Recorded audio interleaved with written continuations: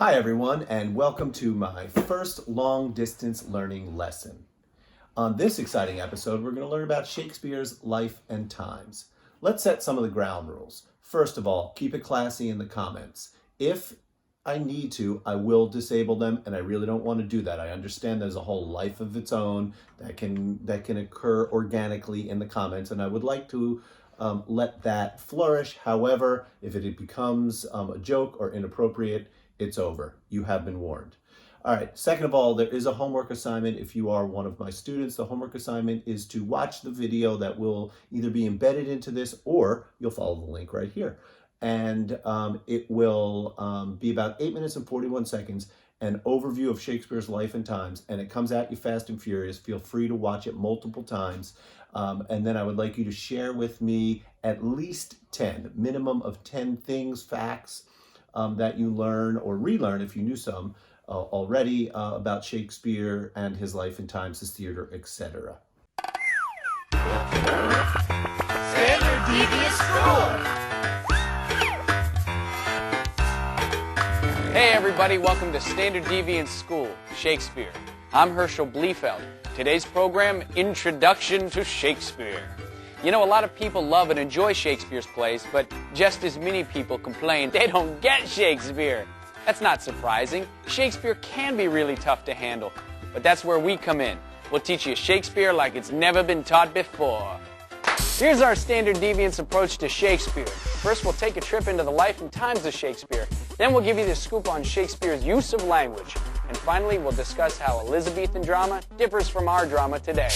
So, without further ado, I give you Shakespeare. The Standard Deviants have enlisted the help of Shakespeare professors and experts in preparing this program. Hello, I'm Hazlitt Granville Beckerman, famous Shakespearean scholar. I've dedicated my life to studying his plays. You may not love Shakespeare as much as I do, but with a little bit of help, you can learn to understand and appreciate his work. There are as many ways to approach and interpret Shakespeare as there are Shakespeare scholars. You may agree with the interpretations in our program, and you may disagree with some of them. That's okay. The important thing is to start thinking about the plays and discovering all the great things they contain.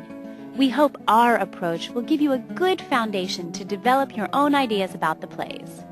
Now let's start things off by finding out about the life of the man whom fellow British playwright and bestest buddy Ben Jonson described as not for an age, but for all time, Shakespeare. Shakespeare was born in England in 1564 and died in 1616. He lived and wrote during a time known as the English Renaissance, the period during the reigns of the Tudors and the early Stuarts. This general period is known as the Elizabethan era, after Queen Elizabeth I. The English Renaissance was a time of immense creativity in culture and the arts, which drew upon the classical world, especially the Roman, with ancient dramatists and poets influencing the English Renaissance. Shakespeare grew up in Stratford-on-Avon, a small English town, then made his way to London, where he hooked up with an acting company. Now, theater in those days was a lot different from what we're used to today. First off, actors weren't exactly highly regarded, falling in the social strata somewhere between pauper and assistant pauper. To put it simply, acting wasn't exactly the most respectable position around. Shakespeare was a member of one of these theatrical companies, the Lord Chamberlain's Men, who by the turn of the century were performing at the famous Globe Theatre on the banks of the Thames River in London. The Globe Theatre was a lot different from the theaters of today. Shaped sort of like an O, the Globe was a 3-story wooden theater with an open roof in the center over the stage. Each floor had a gallery with seats for the audience. The center area, known as the pit, was where the masses watched the plays. Because they stood on the bare ground for the duration of the performances, these theater-goers were known as groundlings. These groundlings ate hazelnuts all day and, quite frankly, smelled bad. We resent that remark. Yeah. Why, I behaved just last coronation, I did. He did. I did. The stage of the Globe extended partway into the audience and had a trapdoor in the middle. Behind the stage, dressing rooms were concealed, and a tower, known as the penthouse, stood atop the thatched roof.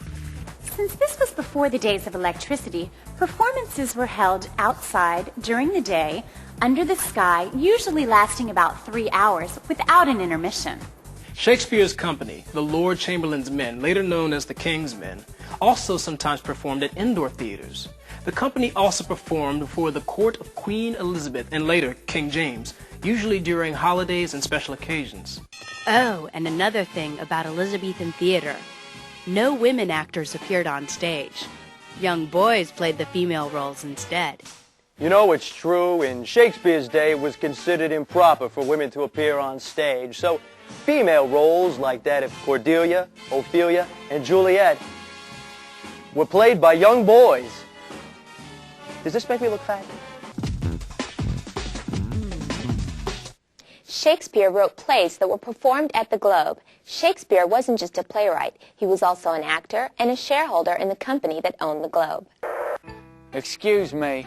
My name is Francis Bacon. Sir Francis Bacon, a famous author and philosopher. I was also a close personal friend of Queen Elizabeth's. Some people think that I wrote all of these famous plays, not this Shakespeare guy.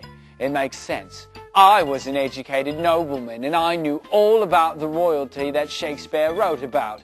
So when you talk about Shakespeare, remember me. Excuse me, Governor. Begging your pardon, Mr. Bacon, sir, but how did your geniusship die? I died of bronchitis. I was testing new theories of refrigeration.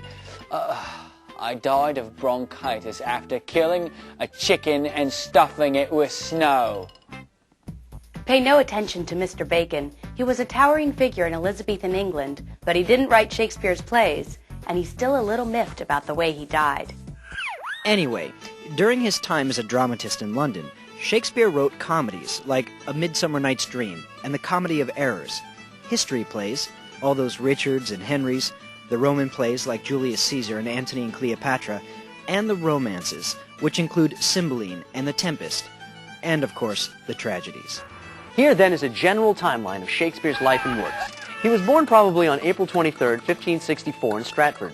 By 1589, when he was 25, he had settled in London. His first plays are difficult to date, but they include Richard III, The Comedy of Errors, Titus Andronicus, his first tragedy, The Taming of the Shrew, and Henry VI, parts 1, 2, and 3. You see, even Shakespeare wrote sequels. Now, in 1592, due to an outbreak of the plague, all the theaters in London were closed down for 2 years. Shakespeare took advantage of this break to write 2 book-length poems, Venus and Adonis and The Rape of Lucrece. By 1594, Shakespeare was back writing for the stage, completing Love's Labour's Lost, Romeo and Juliet, Richard II, and King John in the next 2 years. Between 1596 and 1603, when Queen Elizabeth died, he continued to churn out plays, including The Merchant of Venice, Henry V, Julius Caesar, Hamlet, and Twelfth Night. Somewhere in this time, the 1590s, Shakespeare wrote his sonnets, which were a series of love poems that solidified his reputation as a great poet. After the turn of the century, 1603 to be exact, King James became the new ruler of England, and for Shakespeare, the hits just kept a-comin'. Between 1603 and 1608, he wrote several plays, including the great tragedies Othello, King Lear, Macbeth, and Antony and Cleopatra. After that, Shakespeare took it relatively easy. From 1608 to 1613, he wrote his last plays, including The Winter's Tale and The Tempest. After this time, the playwright retired, moved back to Stratford, and just lived the life of a country gentleman. He died on April 23, 1616. He was 52 years old.